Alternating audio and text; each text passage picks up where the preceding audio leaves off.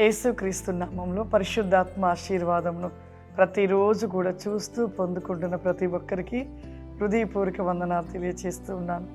ప్రతిరోజు మీరు లేవగానే ముందు పరిశుద్ధ గ్రంథం పట్టుకొని ముందుగా లేచి ప్రార్థన చేసుకొని పరిశుద్ధ గ్రంథం తెరిచి వాక్యాన్ని ధ్యానించి పరిశుద్ధాత్మ ఆశీర్వాదాన్ని మీరు చూస్తూ ఆశీర్వాదాన్ని పొందుకుంటూ ఉన్నారని నేను మనస్ఫూర్తిగా నమ్ముతూ ఉన్నాను.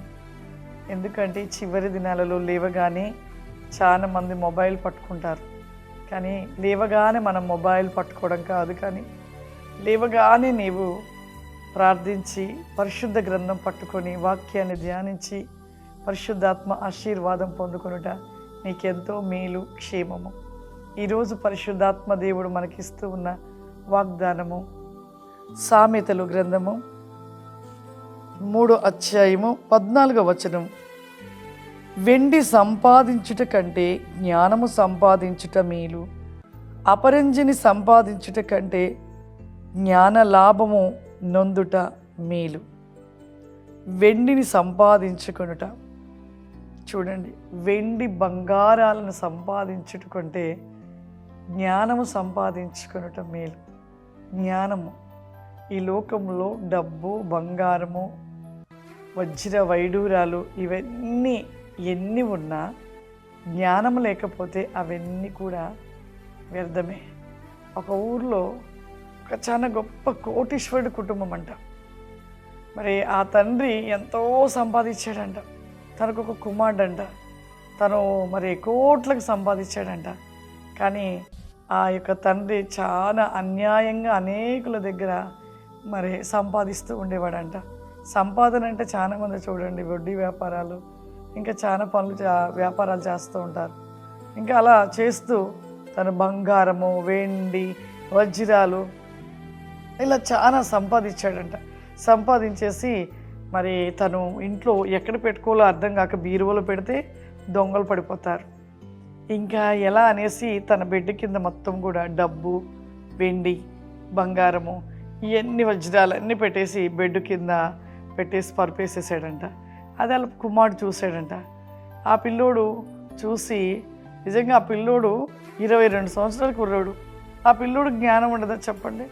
ఇక ఆ పిల్లోడు అది చూశాడు, వాళ్ళ నాన్నగారు పెట్టేది చూశాడంట.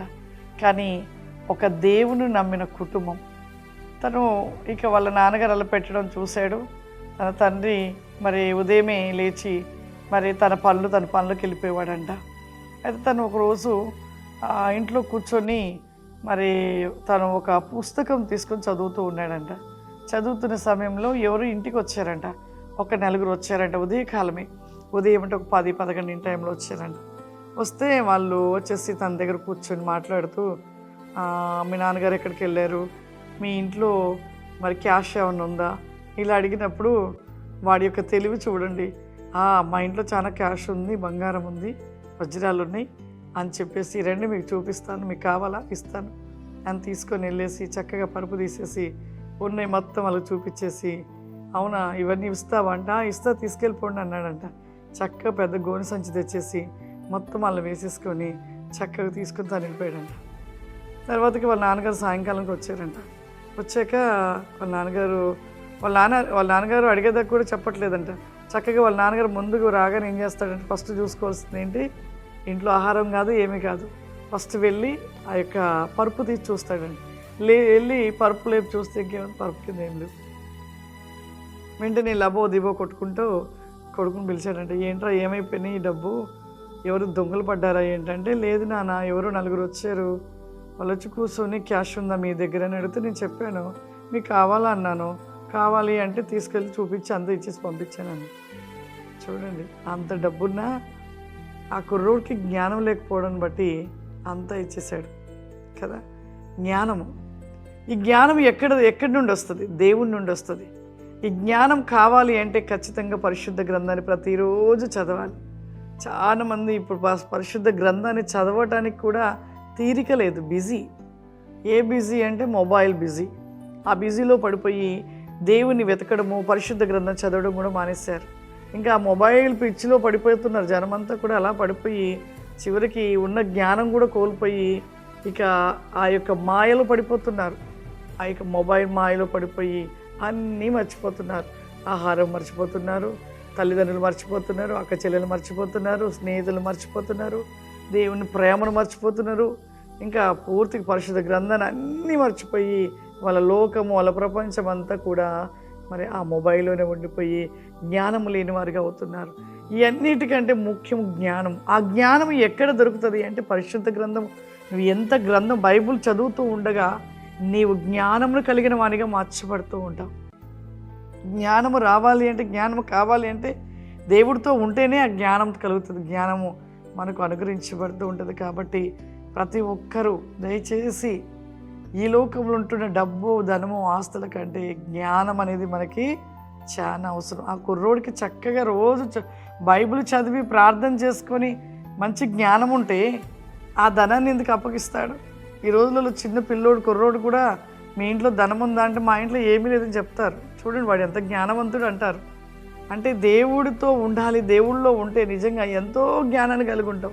ఈ అన్నిటికంటే ముఖ్యమైనది జ్ఞానం ఉంటే అన్ని విషయాలలో కూడా విషయాన్ని పొందుకుంటాం. కాబట్టి ప్రతి ఒక్కరు కూడా ఈ పరిశుద్ధ గ్రంథం రాయబడినట్లుగా వెండి సంపాదించడం కంటే జ్ఞానము సంపాదించటం మేలు, అపరంజిని సంపాదించడం కంటే జ్ఞాన లాభము నొందుట మేలు. కాబట్టి ప్రతి ఒక్కరము కూడా అటు జ్ఞానము కోసం ప్రార్థన చేయండి. అతి జ్ఞానము కావాలి అని నువ్వు ఎంతో ఆశపడుతున్నట్లయితే ఖచ్చితంగా నువ్వు రోజు పరిశుద్ధ గ్రంథాన్ని చదువు. అటు జ్ఞానాన్ని నువ్వు పొందుకుంటావు. దేవుని యొక్క ఆశీర్వాదాలు కూడా నువ్వు పొందుకుంటూ ఉంటావు. ప్రార్థన చేసుకుందాం.